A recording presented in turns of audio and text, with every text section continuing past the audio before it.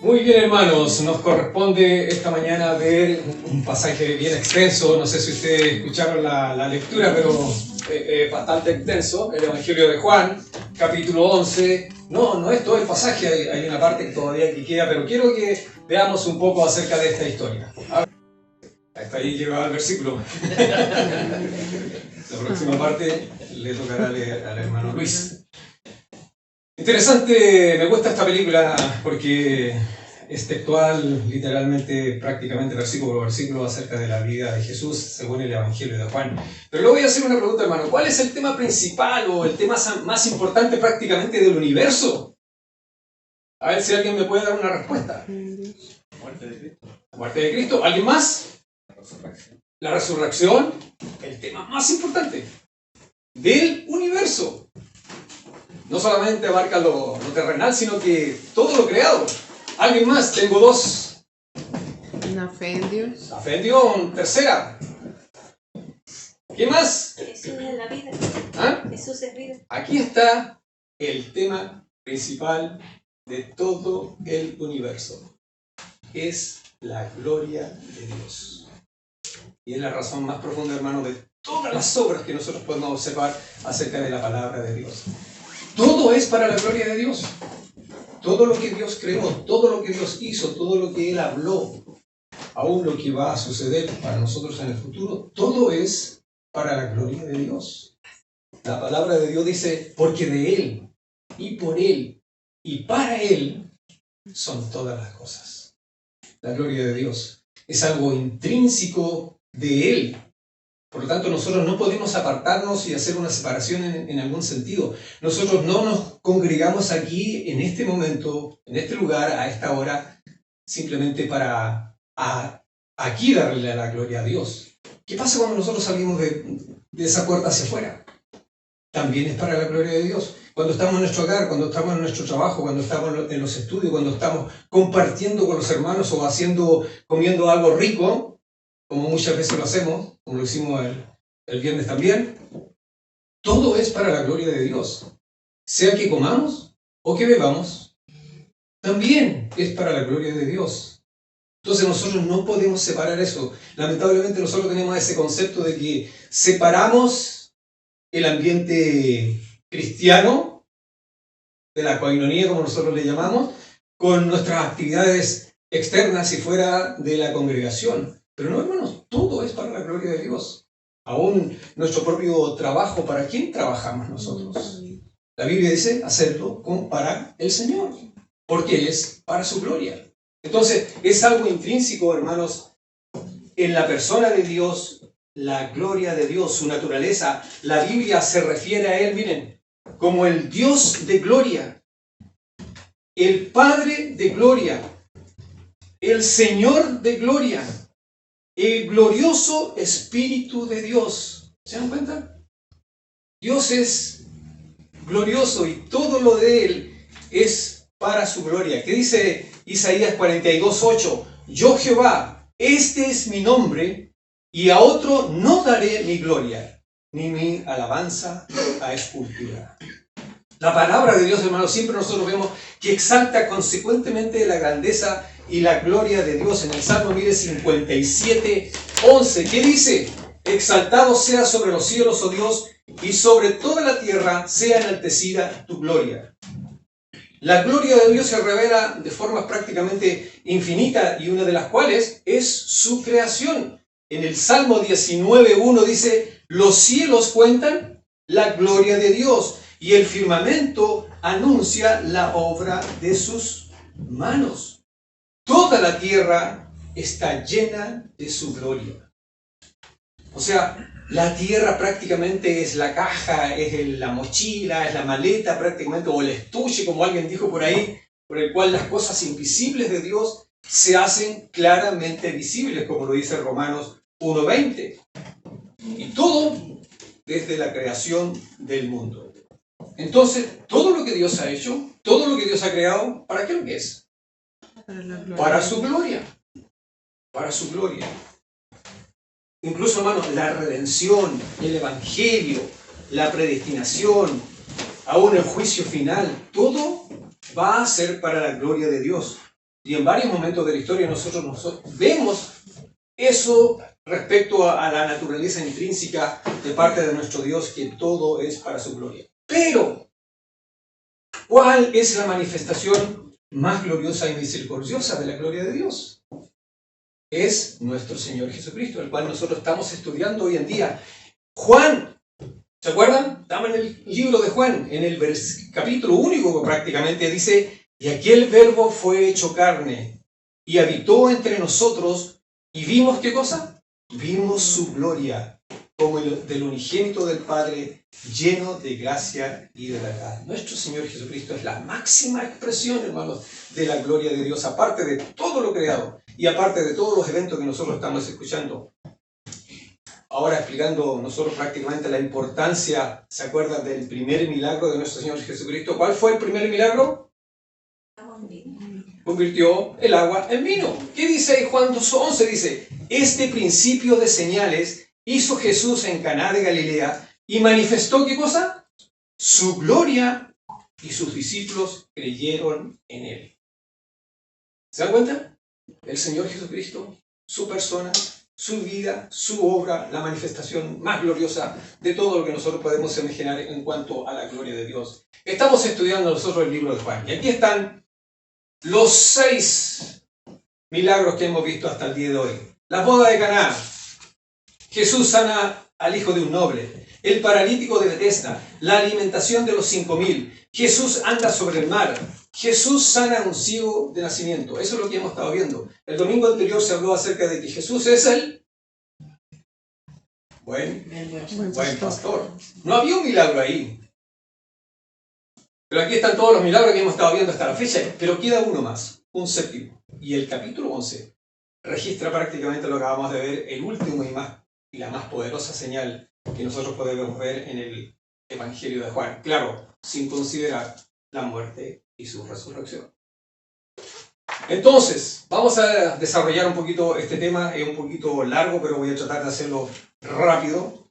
La resurrección y la vida, ese es el tema de hoy día. Y hay una primera parte acerca de la enfermedad para la gloria de Dios. ¿Se acuerdan que él dijo esto? Lo hemos escuchado. Esta enfermedad, ¿para qué lo que es? Es para la gloria de Dios.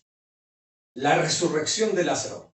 4 días después de haber muerto. Imagínate. ¿Cuál era el propósito principal del milagro? Nosotros podemos ver de que el propósito principal no era restaurar la vida o aliviar la pena de las hermanas de Lázaro. Sí, Jesús resucitó a Lázaro. Primero y sobre todo, ¿cuál fuera la razón de haberlo hecho? Fue para que el Padre y Él fueran glorificados. Esa fue la razón principal. En los versículos 4 y el versículo 40. Entonces, en este capítulo 11, hermano, la gloria de Jesucristo brilla por todos lados, a pesar del trasfondo del rechazo y odio de los líderes judíos. Nosotros hemos estado viendo toda esa escena, cómo los líderes judíos odiaban a Jesús, querían matarlo, querían de alguna forma pillarlo en algo. Y a pesar de eso, la gloria de Jesucristo brilla por todos lados. Entonces, la resurrección de Lázaro es una evidencia de la gloria de Cristo aquí expresada en este capítulo 11 del Evangelio de Juan. Y este milagro, hermano, señala 3 cosas. Él señala sin equivocación su deidad. Él siempre ha estado diciendo eso. Él es divino, Él es Dios. Y va a fortalecer también la fe de los discípulos y lo va a llevar directamente hacia la cruz. Entonces, como primera parte tenemos aquí a un enfermo crítico. La Biblia comienza de esta forma, o este capítulo dice: estaba entonces enfermo uno llamado Lázaro. La presentación de Lázaro prácticamente es sin adorno. Miren cómo lo presenta el Evangelio de Juan. Así, tal cual, textual. ¿Por qué razón? ¿Él es el personaje principal de esta historia? No. Es Jesucristo mismo. Es su gloria. El enfoque, hermano, es el Señor Jesucristo, no es Lázaro. Entonces, ¿cuál es la razón? Para glorificar a Dios. Lázaro, voy a dar un dato aquí, es una forma corta del nombre hebreo Eleazar, cuyo significado es Dios ha ayudado o ayudado por Dios. Y tiene mucha relación con la historia que estamos viendo ahora, porque en realidad sí, fue ayudado por Dios. Era un nombre común, Lázaro. Así que Juan lo identificó por la aldea donde él vivía. ¿Cuál era la aldea? Betania. ¿Ya? Betania de Judea. Era la aldea también de María y Marta, como lo expresa el Evangelio de Juan. No era, hay otra Betania, no era la Betania del otro lado del Jordán, donde Juan el Bautista había ministrado y Jesús también en algún momento. Pero aquí está el enfermo crítico, y de esa forma Juan lo presenta. Vemos otra escena, las hermanas preocupadas. Claro, su hermano está en una condición muy desfavorable, pero ellas le mandaron a decir a Jesús: Señor, he aquí que el que amas está enfermo. Ahora, ¿se especifica la enfermedad? Para nada.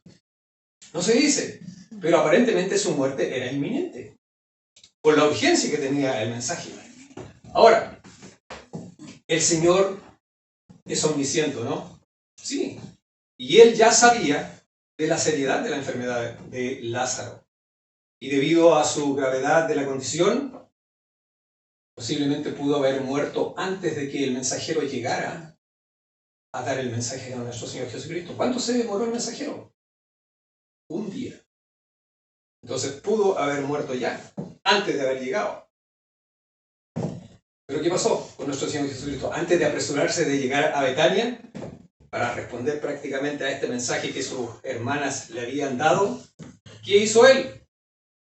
Él dijo a sus discípulos cuando escucharon esta noticia: esta enfermedad no es para muerte. ¿Para qué era esta enfermedad entonces? Otra vez, ¿cuál es el tema central y principal de todo el universo? Esta enfermedad es para la gloria de Dios. Hermano, muchas veces nosotros podemos pensar algo que nos ocurra en nuestra vida, un desastre, una calamidad, una enfermedad, puede ser también para la gloria de Dios. Ahí cuando nos toca a nosotros, cuestionamos mucho de esos temas. Pero aquí era para la gloria de Dios. Cuando Jesús oyó el mensaje, dijo: esta enfermedad no es para muerte, es para la gloria de Dios. Los discípulos cautelosos, cuando escucharon la noticia de que estaban llamando a Jesús, ¿qué le dijo Jesús? Vamos a Judea otra vez. Y ahí los discípulos se preocuparon. Quedaron atónitos, quedaron aterrorizados. ¿Cuál es la razón? Los discípulos protestaron, pero dijeron: ¿pero por qué? Si lo estamos pasando bien aquí, tenemos un ministerio fructífero, ¿por qué tenemos que volver allá? ¿Por qué, hermano? Este era un viaje amenazante prácticamente. Volver a ese lugar cerca de Jerusalén, cuando los judíos estaban ahí esperando nomás que desapareciera Jesús para que ellos pudieran apresarle, matarle, no sé cómo, podríamos decir muchas cosas.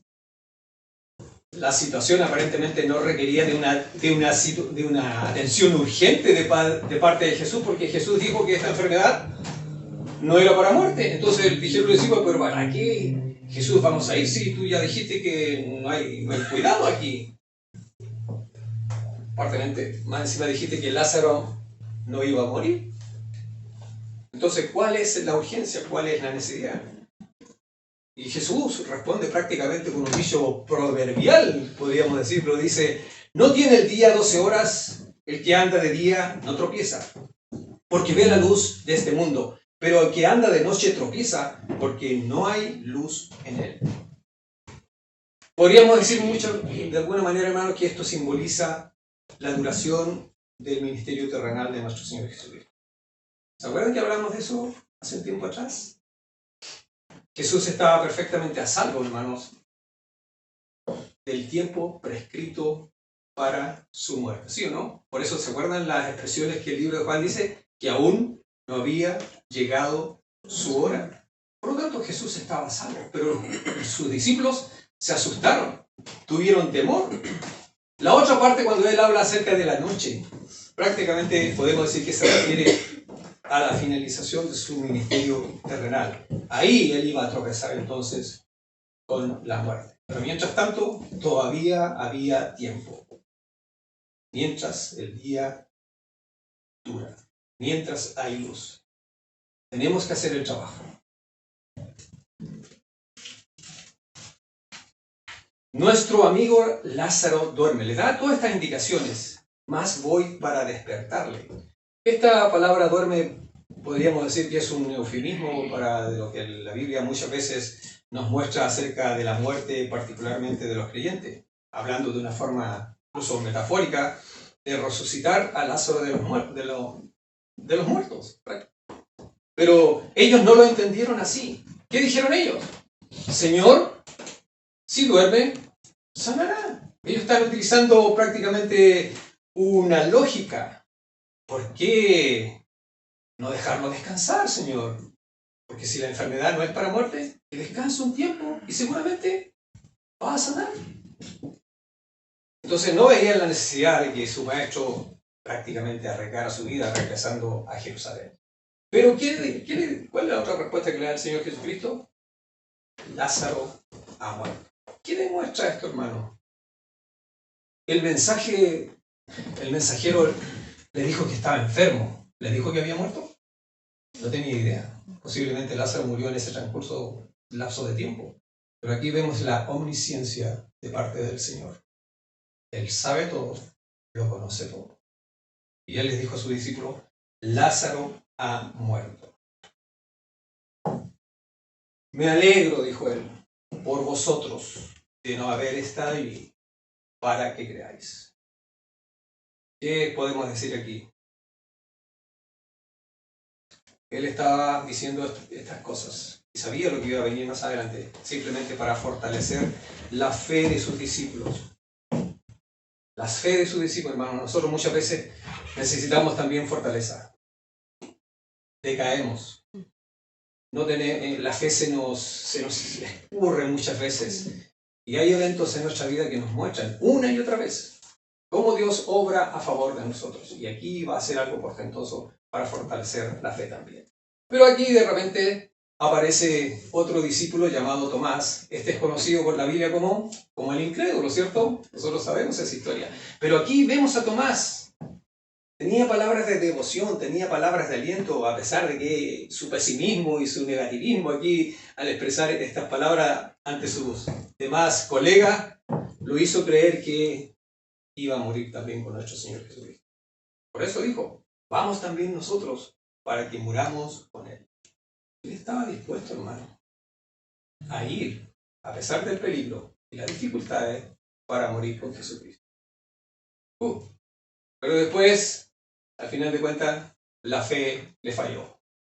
No, yo no creo si es que no veo las marcas en su cuerpo. La resurrección y la vida, la segunda parte, va del versículo 17 al 16. La figura central de toda esta historia, ¿quién es? Es nuestro Señor Jesucristo. Él llega a Betania y estos versículos del 17 a 36 van a mostrar el escenario prácticamente del milagro. Vamos a ver todo lo que conlleva prácticamente la llegada de Jesucristo al lugar. Su llegada entonces. Habla del lugar. ¿Cuál era el lugar? Betania, ¿cierto? Estaba cerca de Jerusalén. ¿Cuántos kilómetros de distancia? Como a 3 kilómetros de distancia. O sea, había un riesgo inminente de la presencia de Jesús 3 kilómetros antes de Jerusalén. Estaba cerca ahí. Porque ahí estaban todos los que le tenían bronca, le tenían rabia, lo querían asesinar. También implica muchos de los judíos que habían ido a donde Marta y María, ¿de dónde habían venido? La Biblia dice de Jerusalén. Habían ido muchos. Aparentemente la familia de Marta, María y Lázaro era una familia pudiente, una familia rica, que se presentó mucha gente desde Jerusalén para ir a consolarla. Y la costumbre prácticamente cuando fallecía alguien era sepultarlo al día siguiente. Estaban en una zona de mucho calor, ya muy cálido todo eso, por lo tanto tenían que sepultarlo rápido. Y dentro del procedimiento de lo que es el duelo, había una permanencia prácticamente de los que iban a consolar de 7 días. Entonces eso más o menos explica que cuando Jesús llega al lugar, todavía todas estas personas de Jerusalén que habían ido a Betania, todavía estaban allí. ¿Ya? Esa es la razón. 4 días después. Entonces, su afirmación. ¿Qué le dijo? ¿Quién fue la primera que llegó ahí? Marta. Nosotros sabemos la historia de Marta y María, ¿cierto? Cuando Jesús estaba enseñando. Una preocupada ahí de las cosas de la casa y María a los pies de Jesús escuchando. Muestra más o menos sus personalidades. Una extrovertida y una introvertida, más calmada. Señor, ¿qué le dice Marta? Si hubieras estado aquí, mi hermano no habría muerto.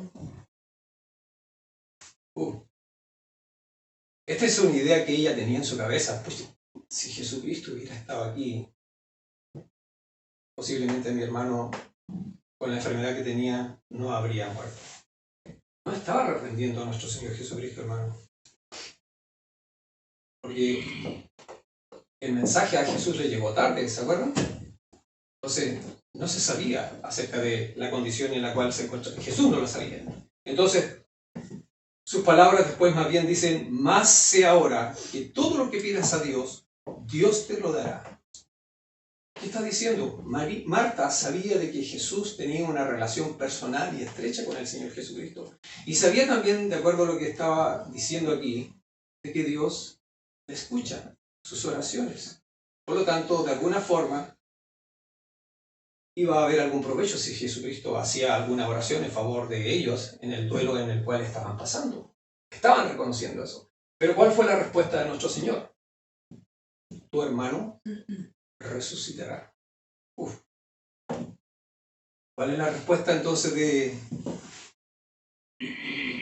Marta? Yo sé que resucitará en la resurrección en el día postrero. Se estaba adelantando mucho más hacia el futuro, de acuerdo a la enseñanza que tenían y se expresaban también en los judíos, especialmente los fariseos, que creían en la resurrección de los muertos, no así los saduceos. Tenían la convicción, tenían la fe, tenían la esperanza de que un día sí iba a haber una resurrección, pero en el día postrero. ¿Cuál es la expresión de nuestro Señor Jesucristo aquí? Yo soy la resurrección y la vida. Esta es una declaración poderosa, hermano. Una declaración potente de parte de nuestro Señor. Él se está identificando como la vida. Entonces la resurrección o la muerte no tiene ningún efecto en cuanto a lo que Él pueda realizar a favor de nosotros. Yo sé que resucitará en el día postrero. Jesús le dice, el que cree en mí, aunque esté muerto, vivirá. Y todo aquel que vive y cree en mí, no morirá eternamente. Este versículo prácticamente enseña dos verdades aquí. Una, acerca de la muerte física. La primera parte, el que cree en mí, aunque esté muerto, vivirá. Hablando de la muerte física. Y la segunda parte, y todo aquel que vive y cree en mí, no morirá eternamente. Está hablando entonces de la muerte espiritual. Dos enseñanzas. Ahora, la pregunta de Jesús aquí siempre va de forma directa. ¿Qué le dijo? A Marta, ¿crees esto? No le estaba preguntando, hermano, si creía que estaba a punto de resucitar a su hermano. Jesús le estaba llamando a creer solo en Él, en su persona, que Él era la fuente del poder de la resurrección y la vida eterna. Eso le está diciendo. Le dijo, ¿y cuál fue la respuesta entonces de Marta? Dijo, sí, Señor, yo he creído que tú eres el Cristo, el Hijo de Dios, que ha venido al mundo. O sea, no le creyó respecto a la declaración que él había hecho, pero sí le creyó e hizo una declaración de las que nosotros conocemos. Tres cosas de parte de nuestro Señor Jesucristo. Yo he creído, uno, que tú eres el Cristo, o sea, el enviado de Dios, el Mesías. En segundo lugar dijo, el Hijo de Dios, el Dios en la carne. Y el tercero, que has venido al mundo. Ese tipo de creencia ella le manifestó, y es la creencia que nosotros deberíamos tener también. Pero Jesús estaba hablando de algo más personal, acerca de Él mismo, de que Él es la resurrección y la vida. Muchas veces nosotros divagamos y nos centramos en otras cosas, y no en la persona de nuestro Señor Jesucristo. Y Jesucristo muchas veces nos llama la atención. Oye, yo, no no los problemas, no las circunstancias, no lo que tú crees de que lo que va a ocurrir a futuro. No, soy yo. Y aquí podemos ver, siguiendo el relato más respecto a los versículos 28 al 36, su compasión. La escena, hermano, yo les muestro estas imágenes porque de alguna forma queda un poco más claro para mí, ¿ya? Discúlpenme nomás si les paso estas imágenes del libro de Juan, pero a mí me encanta. Porque en realidad, escuchando y viendo es más intenso. Y la escena, hermano, cuando uno lo lee no es lo mismo. Pero hay una escena intensa de pena y de dolor aquí también. ¿Ya? María no era la única que estaba llorando. ¿Qué dice la Biblia acerca de Jesucristo? Se estremeció en espíritu y se conmovió. Miren, yo no sé griego ni hebreo, ¿eh? Aunque mi hijo me dice últimamente, papá, acá está llegando una moda de que si tú no sabes griego y hebreo prácticamente no te van a dejar predicar. Uf. Yo no lo sé, pero leyendo un poquito acerca de esta frase del Señor Jesucristo, se estremeció en espíritu y se conmovió. Dice que Jesús parece haberse enfadado de alguna forma también, no solo por la dolorosa realidad del pecado y la muerte, sino por los dolientes que actuaban como paganos sin esperanza. Había mucha gente llorando ahí. Y en ese tiempo se pagaba a ciertas personas para que vayan a consolar a los dolientes y lloraran y se lamentaran. Y esta familia, aparentemente como era rica, seguramente contrató a este tipo de personas. ¿Ya? Entonces, Jesús no solamente está llorando por la muerte de su amigo, sino que también viendo esa escena, hermanos, la desconsolación y todo ese tipo de cosas. ¿Qué está pasando aquí? Y eso lamentablemente lo vemos nosotros hoy en día, aún siendo nosotros cristianos también, como muchas veces nos lamentamos y lloramos desconsoladamente, demostrando una total falta de fe.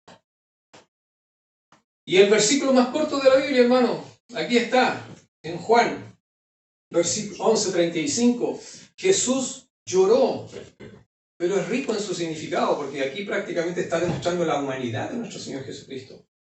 ¿Ya? Su compasión y su dolor, la experimentación de, como dice Isaías 53, varón de dolores experimentado en quebranto. Está demostrando eso también. Las lágrimas de nuestro Señor Jesucristo en comparación con las de los judíos, porque esos judíos estaban todos llorando, sus lágrimas de Él no reflejaban la misma desesperanza que ellos sentían. Ellos estaban totalmente desesperados. En cambio, el llanto de Jesús era distinto, era otro. La última parte, la resurrección de Lázaro. El último milagro, hermano, el más espectacular de los 7 que nosotros prácticamente hemos registrado en el Evangelio de Juan. Todo el capítulo 11 del Evangelio de Juan gira alrededor de la afirmación del Señor Jesucristo. Yo soy la resurrección y la vida. Y aquí el relato prácticamente dramático de la resurrección de Lázaro en los versículos 37 al 44 se desenvuelven de una forma maravillosa. Aquí hay una perplejidad, que es una perplejidad, es una incapacidad de entender lo que ocurre a su alrededor. Porque uno dice de repente, oye, quedé perplejo porque algo pasó y me dejó así como que, ¿qué pasó aquí? Y aquí hay una perplejidad. Entonces hay que tomar una decisión. Lo que se debe hacer en algo cuando está ocurriendo una escena. Y aquí, hermano, siempre esto ocurre en toda la palabra de Dios. Jesús siempre polariza a las personas durante todo su ministerio. ¿Qué significa polarizar? Que prácticamente hay dos grupos, hay dos bandos. Y este incidente no es la excepción. Miren lo que dijeron algunos. Cuando lo vieron llorar, dicen, mirad cómo le amaba. Estaban por un lado del lado de Jesús, viendo su compasión. Pero habían otros, por el otro lado, que decían, ¿no podía este que abrió los ojos al ciego haber hecho también que Lázaro no muriera? ¿Se dan cuenta? Tenían en la retina todavía el milagro anterior. La del ciego. de nacimiento. Y más encima la pregunta es, ¿por qué Jesús tardó tanto? ¿Cuántos días llegó después? Porque no había hecho un mayor esfuerzo para llegar a Betania mientras Lázaro aún estaba vivo. ¿Por qué se tardó? Jesús se demoró porque su propósito no era sanar a Lázaro, hermanos. Era resucitarlo. Y por medio de esa resurrección, darle la gloria a Dios. Ese era el propósito de todo esto y de toda esta danza. Hay un problema. Lázaro ya está muerto. 4 días. ¿Dónde está? Está en una tumba. Está encerrado. Hay una piedra encima de ella. ¿Qué dice el Señor cuando dicen, muéstrame dónde lo llevaron? Y cuando vio la escena ahí, algo perplejo, un problema, Jesús da una orden. Dice, quita la piedra. Pero las hermanas, ¿cuál era su preocupación? Oye, Señor, él ya está muerto hace 4 días, ya está, el olor ya sale hacia afuera.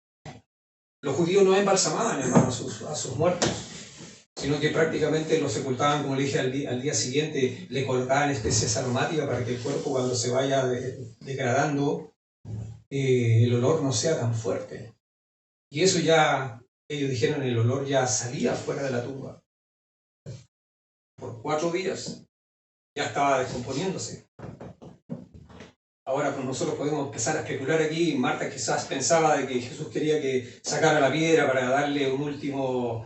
quería despedir a su amigo, quería verlo, no sé, de alguna forma, darle una última mirada. Era demasiado tarde para que Jesús hiciera algo por Lázaro. Porque Jesús no había llegado a tiempo. Se demoró 4 días. O sea, Marta aquí perdió toda la esperanza. Pero podemos decir que pudo haber sido esa una de las razones por las cuales le dijo a Jesús acerca de que ya estaba putrefacto el cuerpo. Pero hay una promesa, hermano. Hay una promesa. La desesperación que vemos aquí de parte de las hermanas de Marta especialmente produjo una respuesta de Jesús. Jesús le dijo a Marta, ¿qué le dijo?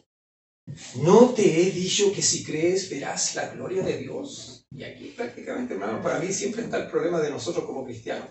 No le creemos a Dios.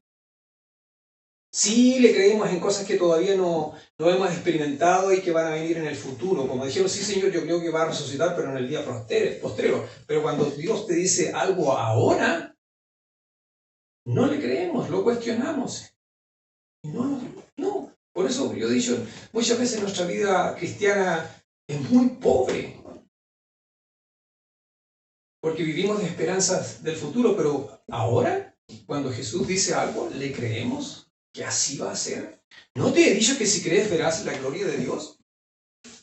En parte para darle esperanza, y en parte como una comprensión suave para Marta aquí, una reprensión, para que dejara de preocuparse por el cuerpo de su hermano y comenzara a centrarse en él. Si aquí está el problema, hermano, cuando nosotros desviamos el foco de nuestro Señor, entramos en problemas.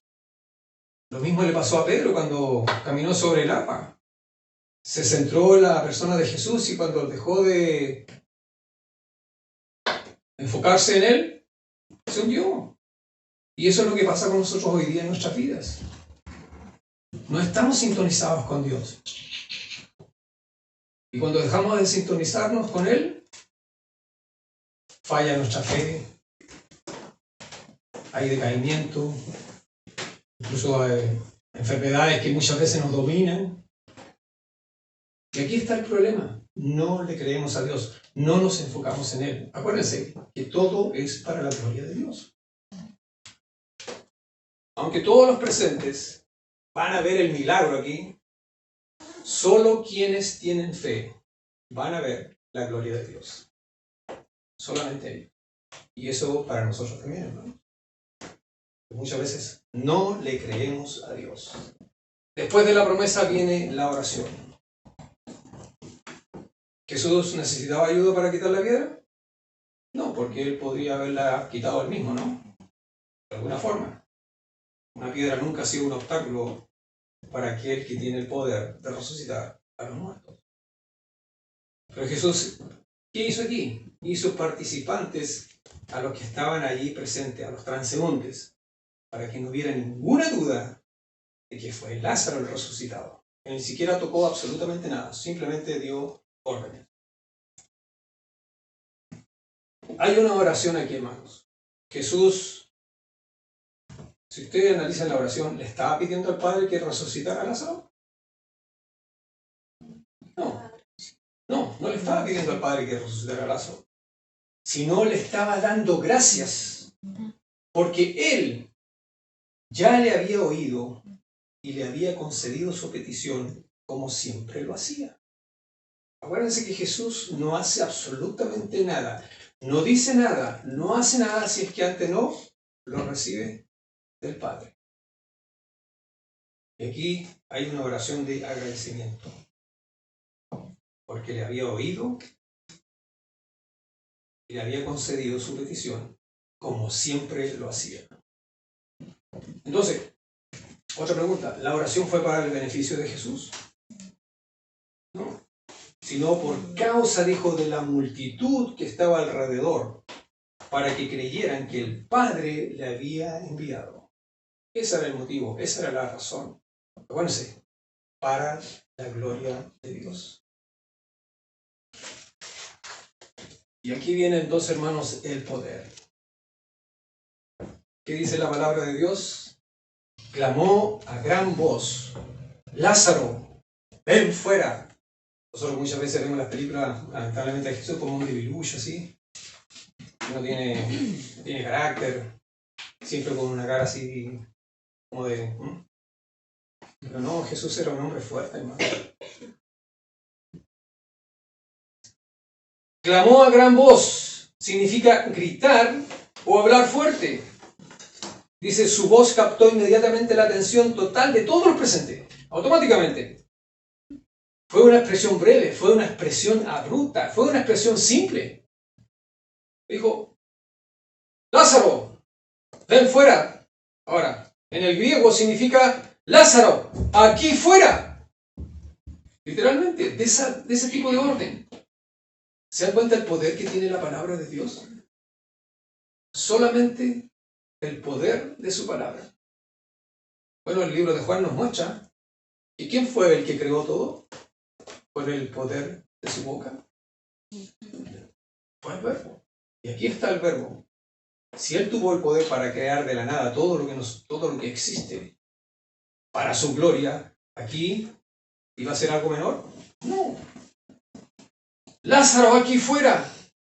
Hermano, alguien dijo ahí, suele decirse que el poder del Señor es tan grande que si no hubiera llamado a Lázaro por su nombre, todos los muertos de las otras tumbas habrían salido y resucitado. Pero lo llamó específicamente a él, con nombre y apellido. En algún día, hermano, en algún día en el futuro, eso es precisamente lo que va a suceder. Eso ya lo había dicho antes cuando vimos el Evangelio de Juan en el capítulo 5, dijo, no os maravilléis de esto, porque vendrá hora cuando todos los que están en los sepulcros oirán su voz. Y los que hicieron lo bueno saldrán a resurrección de vida, mas los que hicieron lo malo a resurrección de condenación. El mismo poder, por nombre, hacia Lázaro, un día en el futuro va a llamar, imagínate, a todos. ¿Cuál es la promesa ahí? Todos se van a levantar. Entonces la resurrección prácticamente de Lázaro que nosotros vemos aquí es una anticipación, podríamos decir, pálida de lo que va a venir después de su propia resurrección. Bueno, eso lo van a predicar después, pero Jesucristo muere y Él toma de por sí su propia vida y la vuelve a resucitar. ¿Cuál es la diferencia aquí de esa resurrección y la resurrección de Lázaro? En cuanto a la comparación de los resucitados que son los creyentes, Lázaro resucitó en un cuerpo mortal, corruptible de nuevo, ¿sí o no? Que un día volvería a morir. Pero Jesucristo resucitó como el conquistador de la muerte, como el primero con un cuerpo glorificado. Para terminar, 1 Corintios 15 dice, hablando de Jesucristo y de su resurrección, a diferencia de la resurrección de Lázaro, dice, Él es el primer fruto de una gran cosecha, el primero de todos los que murieron. Así como todos mueren, porque todos pertenecemos a Adán, todos los que pertenecen a Cristo recibirán vida nueva. Jesucristo entonces es las primicias. El número uno, que resucita con un cuerpo glorificado que no volverá a morir.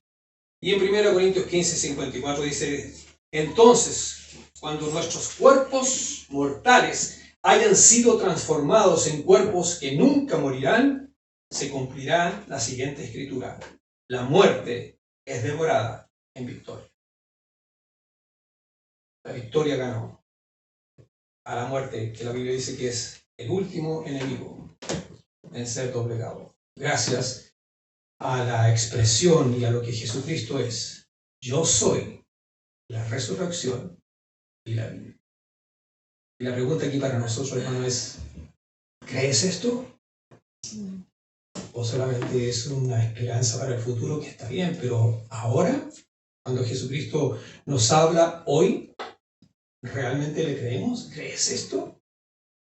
Y ahí nosotros nos podemos justificar y dar nuestras razones de sí, pero no, hermanos.